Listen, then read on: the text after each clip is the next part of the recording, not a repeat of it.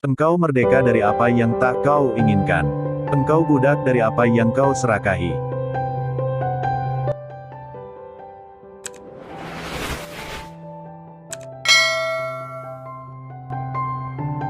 Barang siapa yang tidak mengetahui nilai sebuah kenikmatan ketika ada, maka ia akan mengetahuinya ketika sudah tidak ada lenyap. Salat adalah pembersih hati dari kotoran dosa dan pembuka pintu kegaiban. Kadang umur berlangsung panjang namun manfaat kurang. Kadang pula umur berlangsung pendek namun manfaat melimpah. Sebodoh-bodoh manusia adalah orang yang meninggalkan keyakinannya karena mengikuti sangkaan orang-orang. Jangan sampai tertundanya karunia Tuhan kepadamu, setelah kau mengulang-ulang doamu, membuatmu putus asa. Karena Dia menjamin pengabulan doa sesuai pilihannya, bukan sesuai pilihanmu, pada waktu yang diinginkannya. Bukan pada waktu yang kau inginkan. Bisa jadi bukan orang yang benar-benar baik. Kamu kelihatan baik hanya karena kamu di antara orang-orang yang lebih buruk dibanding dirimu. Engkau lebih membutuhkan belas kasih-Nya ketika taat daripada ketika bermaksiat. Sebaik-baik waktumu adalah saat engkau menyadari kekuranganmu, dan engkau pun kembali mengakui kerendahanmu. Salat adalah pembersih hati dari kotoran dosa dan pembuka pintu kegaiban. Siapa yang merasa dirinya tawadu, berarti ia sombong, karena tawadu tidak muncul dari orang yang merasa mulia. Maka dari itu, ketika kau merasa mulia, berarti kau telah sombong. Jika engkau melihat seseorang selalu menjawab segala apa yang ditanyakan kepadanya, mengungkapkan segala apa yang disaksikannya, dan menyebut segala apa yang diketahuinya, maka ketahuilah bahwa itu tanda-tanda kejahilan, kebodohan pada dirinya. Tanamlah dirimu dalam tanah kerendahan, sebab segala sesuatu yang tidak ditanam maka hasilnya tidak akan sempurna. Seseorang tidak disebut mencintai kalau masih meminta sesuatu dari yang dicintai, namun orang-orang yang betul-betul mencintai ialah orang yang mau berkorban untukmu. Maka sesungguhnya orang yang mencintai ialah orang yang memberimu. Bukan orang-orang yang minta, diberi pemberianmu. Keinginanmu agar orang lain mengetahui keistimewaanmu adalah bukti ketidakjujuranmu dalam menghambakan diri kepada Allah. Siapa yang tidak mendekat kepada Allah, padahal sudah dihadiahi berbagai kenikmatan, maka akan diseret agar mendekat kepadanya dengan rantai cobaan.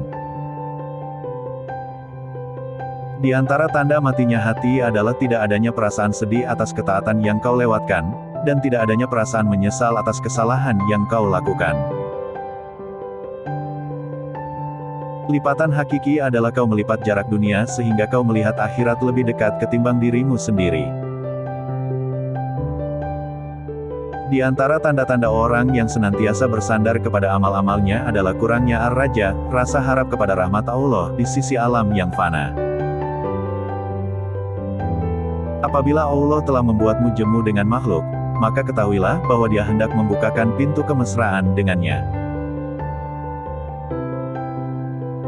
Jangan kau temani atau kau jadikan guru orang-orang yang perilakunya tidak membangkitkan kamu kepada Tuhan dan kata-katanya tidak menunjukkan kamu kepada Tuhan. Kau harus tetap menghadiri majelis ilmu meskipun masih melakukan maksiat. Jika hari ini tidak mendapatkan manfaat, mungkin esok kau akan mendapatkannya. Ketahuilah, satu kali duduk di majelis seorang ulama yang tulus dapat membuatmu berubah dari sosok pelaku maksiat menjadi hamba yang taat dan takut kepada Allah. Persahabatanmu dengan orang awam yang tidak merestui hawa nafsunya lebih baik dibandingkan persahabatan dengan pemuka agama yang merestui nafsunya. Istirahatkan dirimu atau pikiranmu dari kesibukan mengatur kebutuhan duniamu. Sebab, apa yang sudah dijamin diselesaikan oleh selain kamu, tidak usah engkau sibuk memikirkannya.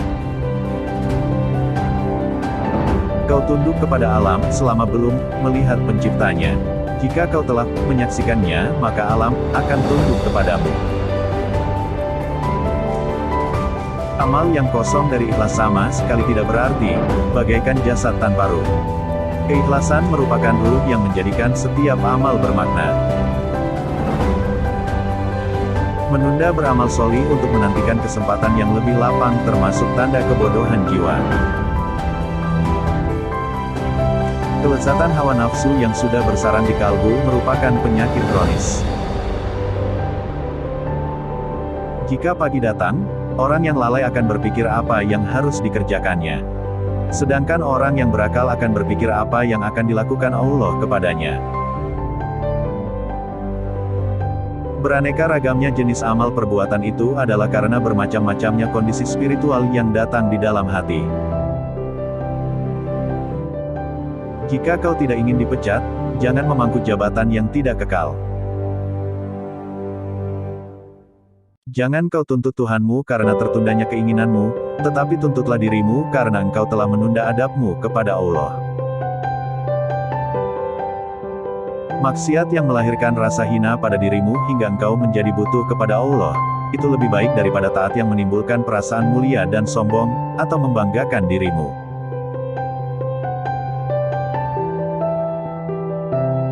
Pada setiap tarikan nafas, terdapat takdir Allah yang berlaku atas dirimu.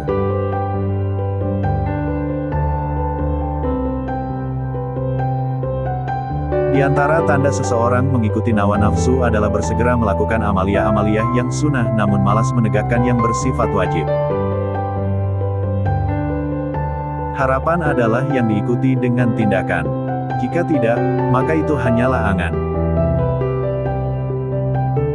Salah satu tanda seseorang hanya bergantung pada amal, bukan rahmat Allah, adalah berkurangnya harapan kepada Allah saat berbuat kesalahan. Tatkala berkurang apa yang membuatmu senang, maka berkuranglah pula apa yang kau sedihkan. Bila mana Allah menggerakkan lidahmu untuk meminta, maka ketahuilah bahwa Allah ingin memberi. Tak ada yang sulit jika engkau mencarinya melalui Tuhan. Tak ada yang mudah jika engkau mencarinya melalui dirimu sendiri.